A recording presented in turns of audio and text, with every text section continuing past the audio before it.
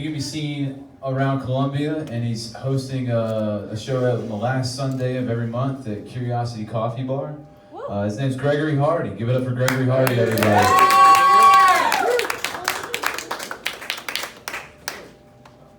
All right, good evening, beautiful people. First order of business, we're gonna have to stand so you can actually see my face, because we've had people with Little to the left. Shadow boxes. my left or your left. You're right. There is a difference. All right, we good? We good? All right, second order of business. How many couples in the crowd we got that met on Tinder? Yeah, not you in the back. I know that. Everyone in the back was paired by the sex police. You know, it's like, you will fuck under penalty of law. But Tinder couples, yes, no, yeah. No one ever admits that. That's fine. I did. It has been a long time since I've done the Tinder thing, but I still have it on my phone because it works when you use it as an Uber for finding a one-time dining companion. There'll just come a time of day where like, you know what, I can go for something to eat in about an hour. Who else is hungry or within driving distance? Sandra in the green Nissan is 9 miles away. I will book her. Because for me, so many of these first dates end the same way. It's like, Vanessa, I had a great time, but I can tell you never want to see me again. I will rate you 5 stars because you did share your pickle chips. Yeah. I do admire Bumble for helping me out with the dinner date thing because Bumble knows men and women have no idea how to communicate. So they help you out with these icebreaker questions because their philosophy apparently is, we will get you assholes having small talk conversations if it's the last goddamn thing we do on earth. So they give you these questions to answer, and one of them is, who's your dream dinner guest? And some women will list actors or athletes. I fell in love with the woman who wrote Abraham Lincoln. It's like, man, are you that much of a history buff for the great emancipator? Or is it every time you pull out a $5 bill, you're like, oh yeah. I bet honestly it could smash. So my relationship status is eating dinner alone at Burger King most nights. Did you hear this? They have 10 spicy nuggets for $1.49. That can't possibly be digestible food. That smells to me like there was a mishap at the zoo, and every zoo has on their payroll these Michael Cohen type of fixers who have all the local fast food franchise phone numbers on speed dial to get rid of such emergencies. Yeah, hello, Burger King. Yeah, is this the Burger King attached to the side of a gas station? Yeah, don't you worry who this is. I'm calling on behalf of our mutual acquaintance, the zoo. Are you familiar with Becky from the Burmese Python exhibit? Yeah, all the kids call her Becky with the good fangs. Right. Well, early this morning she was running a fever, they couldn't bring it down. Long story short, how'd you like it to be 10 spicy nuggets for $1.49? Yeah, that's what I thought. All right, back up your truck to the employee entrance. If I don't hear from you within an hour, I'll start going down the rest of my phone list and it'll be McRib for a limited time. Yeah. It's easy to kick Burger King in the balls, so let's keep doing that. You gotta realize, their greatest moment in pop culture history came courtesy of the early 90s rap classic, Humpty Dance by Digital Underground. If you're old school like me, you remember that point in the song when lead vocalist Humpty Hump informs us, I like the girls with the boom. Everybody, I once got busy in a Burger King bathroom. Yeah. In 1990, that was a pickup line. Yeah, you can't write that in your Tinder profile today. All right, now half the women in the room are looking at me like, no, that would be an improvement on what guys write. So I'd like to think if Shock G was writing that today, he'd know he can do better than Burger King bathroom. So I challenge you, next time you hear Humpty Dance, think, what other restaurants can we substitute for Burger King bathroom? I like the girls with the boom. I once got busy in a Waffle House bathroom. Yeah. I got your scatter smothered and covered right here. I once got busy in a Five Guys bathroom. That sounds like it's getting crowded. Yeah, the fire department's gonna break that up. I once got busy in a Chick-fil-A bathroom. Not on Sunday, you didn't. I once got busy in a Bojangles bathroom. Yes, because that ties into one of the other classic lines from the song. And if you missed it, I'm the one who said, just grab them in the biscuit. I once got busy in a melting pot bathroom. Yeah, the fancy fondue chain. Right. If you tell them you're a suburban married couple on your anniversary dinner, yeah, they will let you bring the cheese and chocolate into the melting pot bathroom.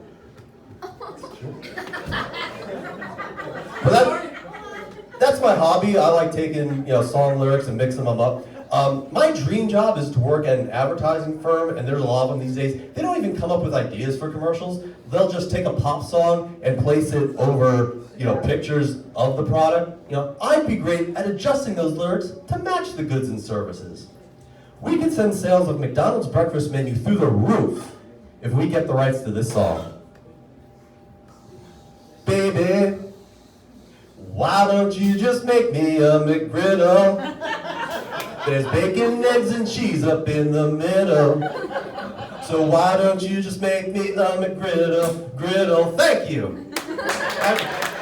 I watched that video 152 times, and that's the closest I can approximate her dance moves. So here's my latest fuck up in online dating. I matched with this smoking hot lady, and she sent me the first message, and it was just an emoji. But of all the emojis in the world, it was the hand job emoji. I'm like, oh yeah, this is not a drill. We gotta start this conversation going. So I text her, I'm like, hey pretty lady, a bold move starting with the hand job emoji. What are you up to tonight? And she texts me back, that was a hand waving hello. Like, oh, okay. My mistake, I was wrong. I saw the palm and the outstretched fingers, and you're thinking, Greg, what hand jobs do you like of outstretched fingers? No. It was the wiggle motions around the fingers to indicate a vigorous back and forth motion. That faked me out. I told that story a couple of nights ago when a woman came up to me after the show. She said, Greg, you had me fake me out, because that whole time I was thinking, how come I've never seen the hand job emoji on my phone? Apple, give the people what they want. Tim Cook at the next gadget unveiling, you better fucking be on that stage waving that thing around. Ladies and gentlemen, the new iPhone. Now with a full range of hand job and finger banging emojis. Yeah, so it's good to see couples here, and I can tell there's couples here now. I was almost a couple this year, and it was just such a refreshing change of pace that I was into her and she was into me. So I'm trying to make everything great through all this. And I'm doing stuff like cleaning up my house. I'm changing the bed sheets. Ladies, I will change the sheets unprompted. And next to my bed, I saw one of her earrings. I'm like, oh, that's hot.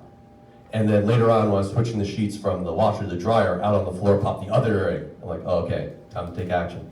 So I text her a picture of the earrings. And I say, hey, sexy lady, just out of curiosity, do you make it a habit of removing your jewelry before the festivities begin? Or did we sex so hard, earrings were flying around the room? And 2 minutes later, she texted back, well, I don't remember the first, so it must have been the second. I'm like, oh, that's exactly the attitude we're looking for. So I text her back. I'm like, I'll make you a deal. I'll promise to give you the earrings back if you promise to tell me your last name. Yeah, dating's different these years.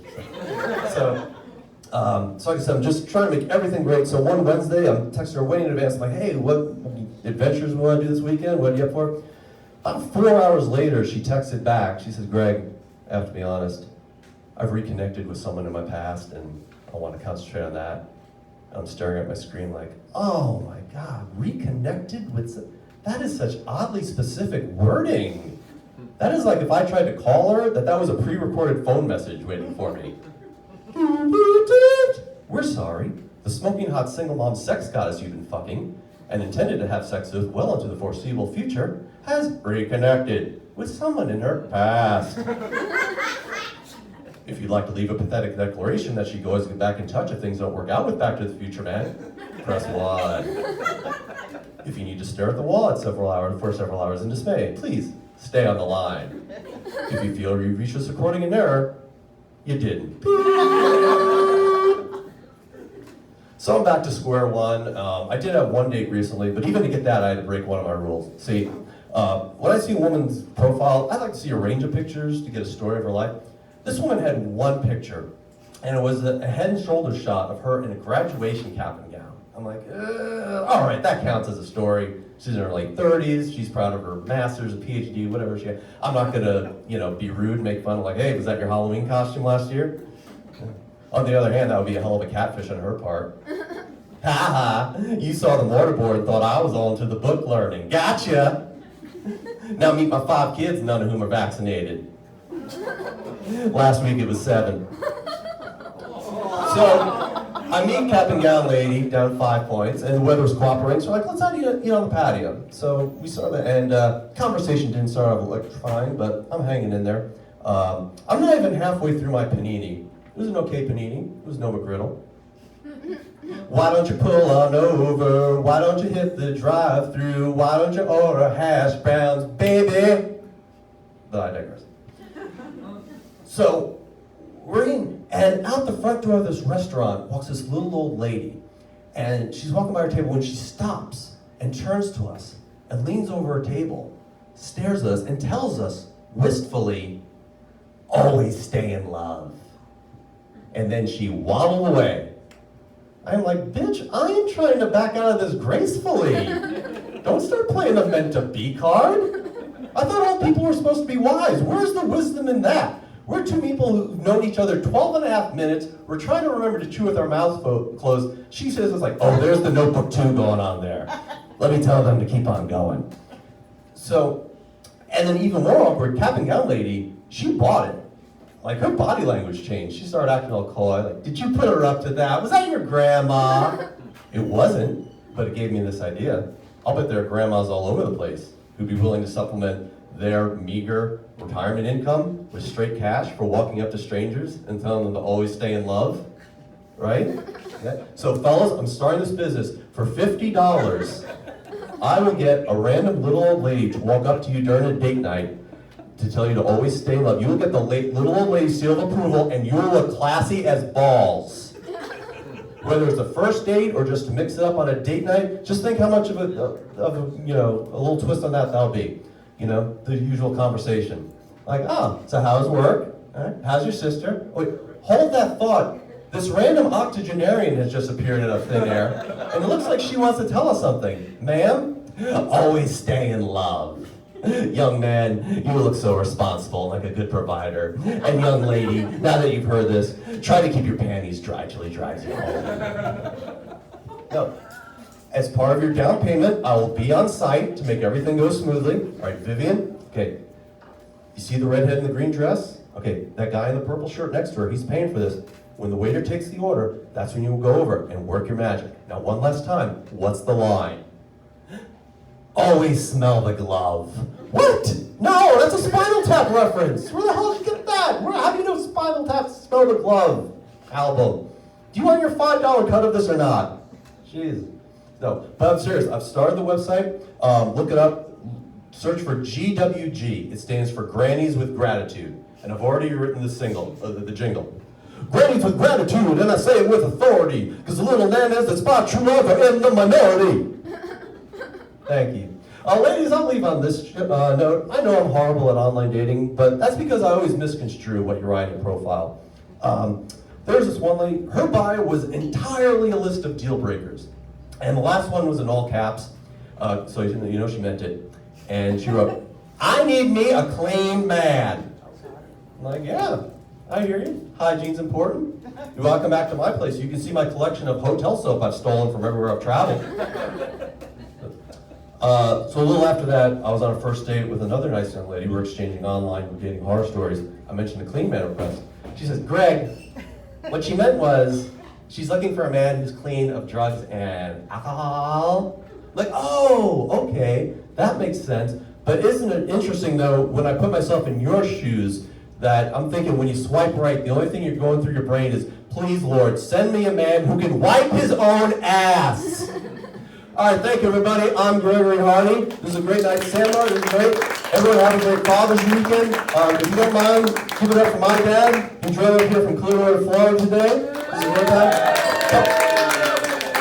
Couple of weeks. I didn't write any of the material. I have not material. No, well, a couple of weeks ago when I told him about this, I said, hey, that Friday I'm having a show that night. And I will just forever remember the first thing he told me when he heard that information. He's like, Greg, that mailman guy's not going to be in it, is he? I'm like, actually, it's his show. You know, he'll be up there, so give him props for putting this together. But, you know. there's all that. So hopefully everyone has a dad in their life who's shown them the way, who's done the great stuff, introduced them to classics like Vintage Saturday Night Live, Rodney Dangerfield, Caddyshack, Blazing Saddles, all the rest. Have a great night, SandBar. This was a fun time. Good night. I'm done.